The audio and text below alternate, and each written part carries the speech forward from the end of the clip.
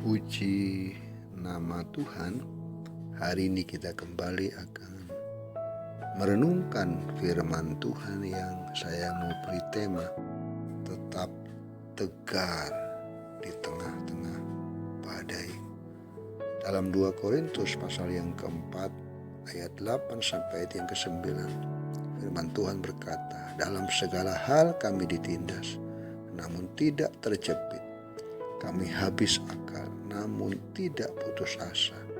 Kami dianiaya, namun tidak ditinggalkan sendirian.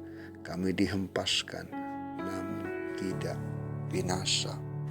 Hari ini kita belajar bagaimana ketika kita diperhadapkan satu masalah yang begitu sulit, begitu hebat, begitu dahsyat di dalam hidup kita. Mampukah kita tetap kuat, tetap bertahan, tidak menjadi putus asa dan kecewa dan mundur dan meninggalkan Tuhan? Mari kita melihat perjalanan Rasul Paulus ketika dia menjadi pengikut Yesus dan bahkan dia mengikuti apa yang menjadi panggilannya untuk memberitakan Kristus. Begitu banyak rintangan yang dia hadapi, bahkan sampai nyawa pun terancam. Tetapi bagaimana Paulus memberikan teladan kepada kita bahwa dia tidak pernah mengeluh dan tidak pernah menyurutkan niat hatinya untuk tugas yang diembannya, yaitu memberitakan firman Tuhan dan kebangkitan Yesus kepada semua orang. Semangatnya tetap menyala-nyala untuk menceritakan Yesus yang ajaib, Yesus yang sudah mati dan bangkit.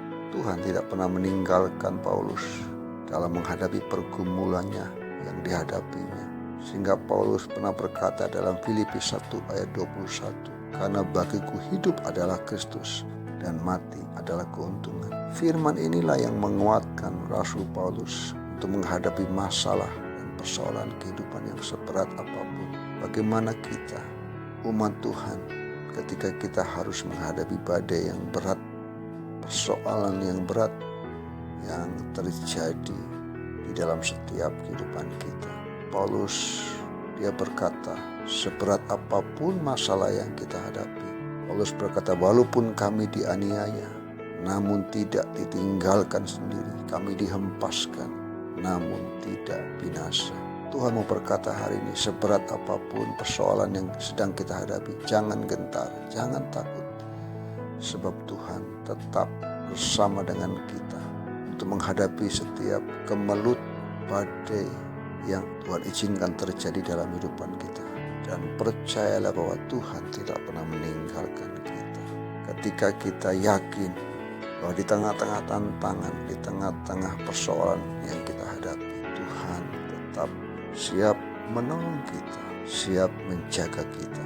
Itulah yang akan membuat kita umatnya tetap percaya, tetap yakin, dan tetap menjadi tegar di tengah-tengah badai hidup yang Tuhan izinkan terjadi dalam hidup kita. Biarkan kita tetap menjadi orang yang kuat dan berkemenangan di tengah-tengah badai yang hari-hari ini Tuhan izinkan terjadi dalam hidup kita. Tuhan Yesus memberkati.